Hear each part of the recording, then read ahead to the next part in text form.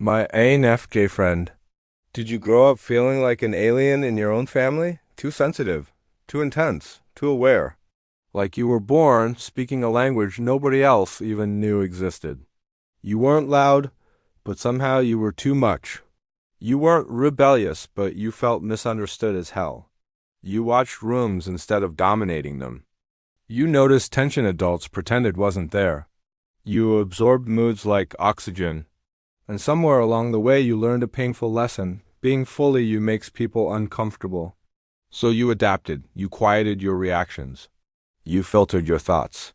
You became hyper-aware of emotional weather, not because you wanted to, but because survival demanded it. And here's the part nobody tells you. Those adaptations didn't disappear. They followed you into adulthood. The INFJ personality isn't just rare wiring.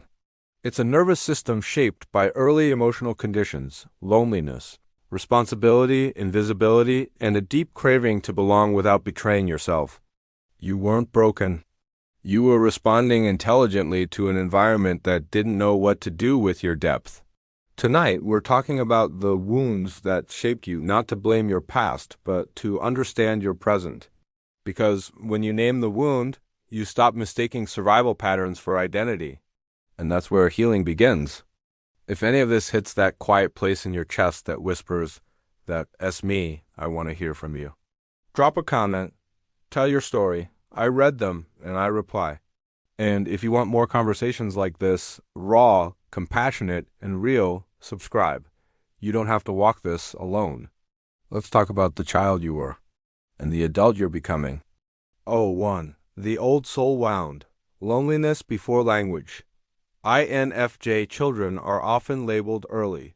You're so mature. You're wise beyond your years. You're different. Sounds like praise, right? But here's the hidden edge. Being called an old soul is often code for emotional isolation. While other kids learned social rhythm through noise and chaos, you were watching patterns, feeling atmospheres, asking questions nobody expected from someone your age. And instead of feeling gifted, you felt alone. Because maturity without companionship isn't empowerment, it's distance. You learn to relate upward instead of sideways. Adults found you interesting, peers found you strange, so you floated between worlds. Belonging nowhere fully, that loneliness didn't scream. It whispered. It sounded like, why don't I fit? Why does this feel so hard? And am I broken? You weren't. You were developing emotional depth faster than your environment could meet you. So you turned inward, fantasy, imagination, journaling, inner worlds richer than the outer one, not as escape, but as survival. You built a private sanctuary because the social world felt mismatched to your frequency, and that early solitude shaped you. It gave you introspection, empathy, and insight. But it also planted a subtle fear.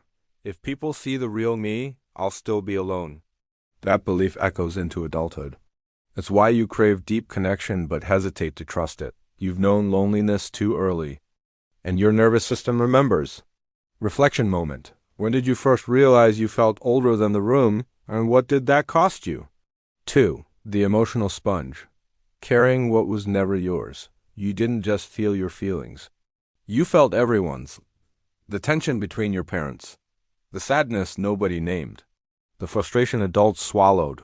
Emotional static hung in the air, and your nervous system picked it up like a radio antenna. Nobody taught you to do this. You just did. And because children assume responsibility for what they perceive, you unconsciously tried to regulate the room. You became the peacemaker, the quiet observer, the child who behaved not from fear, but from emotional overload. You thought, if I stay calm, things stay safe. If I don't add stress, people won't break. That's a hell of a burden for a child. You learned early that emotions weren't just internal experiences. They were environmental threats to manage. So you developed hyper-empathy and weak boundaries.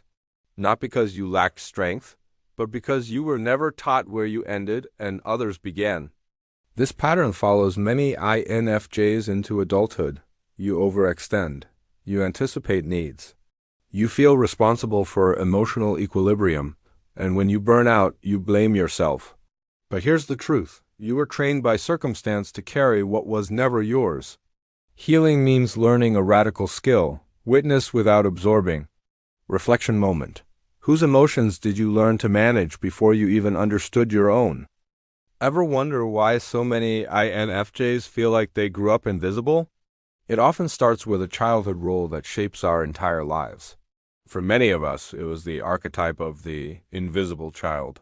As kids, we learned to shrink ourselves, to take up less space, believing that our needs were a burden.